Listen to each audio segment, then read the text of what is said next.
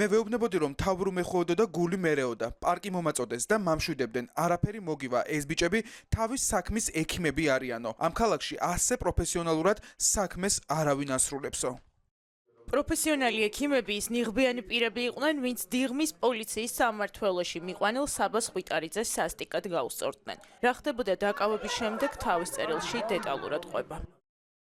მირწყამდნენ გვერდებში და თავში. ნახევრად გათიშული ვიყავი, როცა ერთ-ერთი ზონდერი მომვარდა და ხელის მოტეხას ცდილობდა. ჩემი ცემა ალბათ 5-10 წუთი გაგრძელდა. შეიძლება უფრო მეტიც. არ ვიცი, პერიოდულად გონებას ვკარგავდი. რაღაც დროის შემდეგ ის პოლიციელები დაბრუნდნენ და ზონდერებმაც დატოვეს ოთახი. ამ ძალადობის შესახებ ცხადია, ადვოკატს პირველივე შეხვედრისას მოუყვა. გამოძიების მოთხოვნით სპეციალურ საგამოძიებო სამსახურს მისმა უფლებადამცველმა იმ დღესვე მიმართა და გამოძიების დაწყება წამების მუხლით მოითხოვა. მაგრამ იმის მიუხედავად, რომ თითქმის უკვე ერთი თვე გავიდა, საგამოძიებო სამსახურს რეაგირება არ მოუხდენია. საბას მიმართ განხორციელებულმა ქმედებებმა ერთობლიობაში ინტენსივობით, ხარისხით და დროით მიაღწია წამებას. და ჩვენ რა თქმა უნდა განცხადება შევიტანეთ სპეციალურ საგამოძიებო სამსახურში და გამოძიების დაწყება მოვითხოვეთ სწორედ წამების მუხლით და არა სხვა უფლებამოსილების გადამეტების და ბოროტად გამოყენების მუხლებით, ხო? შესაბამისად საგამოძიებო სამსახურმა გამოკითხა საბა მოწმის სახით იმის მერე რაც ჩვენ განცხადება შევიტანეთ, თუმცა დღემდე არ უცნია იგი დაზარალებულად ამ საქმეზე, როგორც ჩვენთვის ცნობილია, დღემდე არ გამოუკითხავს დანაშაულის ჩამდენი პოლიციელები, დღემდე არ გამოუთხოვია პოლიციის დეპარტამენტიდან ვიდეოკამერები, რომელიც ასახავდა საბას გადაადგილებას და მის დაზიანებებს.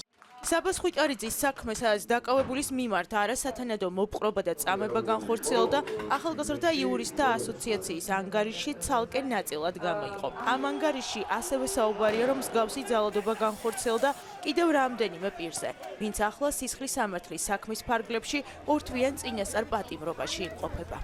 გამოვლინდა არასათანადო მოპყრობის შემთხვევები, როცა კონკრეტული ბრალდებულები, მაგალითად საბას ხვიტარიძე, რევას კიკნაძე და ალეკო ელისაშვილი საუბრობდნენ მათ მიმართ განხორციელებულ არასათანადო მოპყრობაზე. საქართველოს პროკურატურა შინაგან საქმეთა სამინისტროს მიერ გამოძიებულ დანაშაულებზე ახდენს საპროცესო ზედამხედველობას და ნივთის დაზიანებებთან დაკავშირებით წარუდგენს პირებს ბრალს, მაგრამ წამების დანაშაულებისთან მიმართებაში, როცა ქვეყანაში წამებას აქვს და ქონდა სისტემური ხასიათი, ამაზე საქართველოს პროკურატურა არ რეაგირებს. 28 ნოემბრიდან დღემდე დაკავებული პირები, მათ შორის სისხლის სამართლის წესით დაკავებული პირებიც, ადმინისტრაციული წესით დაკავებულ პირებთან ერთად, ასევე უჩივიან არასათანადო მოპყრობას, მათ შორის ისეთ ადგილებში, როგორიც შეიძლება ყოფილიყო პოლიციის განყოფილება, მათ შორის მათგან შესაბამისი სასურველი ჩვენების მოპოვების მიზნით, რაც რა თქმა უნდა არის აბსოლუტურად აკრძალული ქმედება და ისჯება სისხლის სამართლის კოდექსით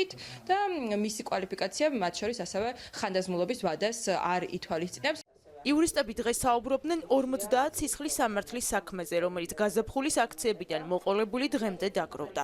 ყველა შემთხვევაში დაკავებულების მიმართ მტკიცებულებების არარსებობის მიუხედავად მოსამართლე პატიმრობებს იყენებს. ყველა შემთხვევაში მათ შორის ადმინისტრაციული დაკავების დროსაც აქციის მონაწილეები სასტიკი ძალადობის მსხვერპლები გახდნენ.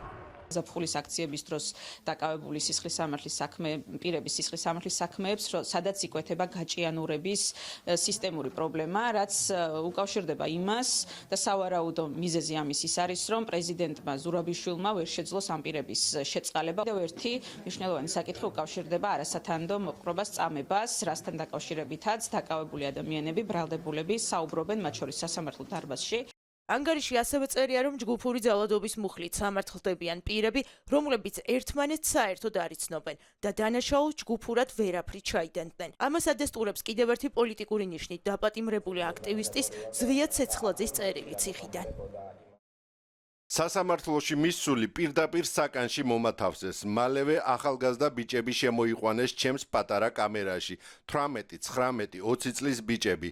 გაირკვა, რომ თითქმის ყველას ერთი და იგივეს გვედავებიან. 225 მუხლით ჯგუფურ ძალადობას, ვის ორგანიზატორობას, ვის მონაწილეობას, საგულისხმოა, რომ ერთმანეთი საკანში გავიცანით.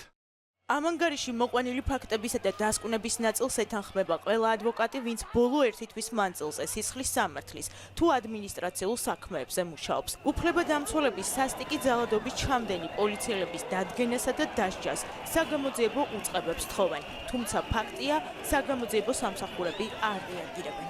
25 ნოემბერს ერთ-ერთი პირი, რომელიც იქნა დაკავებული, დაკავებისას რამდენიმე დაახლოებით 10-მდე პოლიციელი ფიზიკურად გაუსწორდა და ესეთ მდგომარეობაში, როგორც ის იმყოფებოდა, სახის მიდამოში მრავლობით სახის დაზიანებები ჰქონდა ექსკორიაციები, სისხლნაჟღენთები, ესეთ მდგომარეობაში თვითონაც პოლიციელებმაც ვერ შეიყვანეს, ესე ვთქვათ, სამმართველოში, რამდენიმე საათის განმავლობაში იმყოფებოდნენ თბილისის ტერიტორიაზე, თვითონ თავისი ხარჯებით უმკურნალეს, ეს ვთქვათ, ესე სახელდახელოთ ამ ადამიანს და მას შემდეგ რაც ეს სისხლი მოწმინდეს, მის შემდეგ შეიყვანეს სამმართველოში. ადმინისტრაციული წესით დაკავებულ პირთა მიმართ, მათ მიმართ მოპყრობა, ფიზიკური ძალმომრეობა და ფიზიკური ძალადობა ნამდვილად უთანაბრდება არასათანადო მოპყრობას და მათ შორის ზოგიერთი შემთხვევა თამამად შემიძლია ვთქვა, როგორც იურისტმა, ნამდვილად უთანაბრდება წამებას.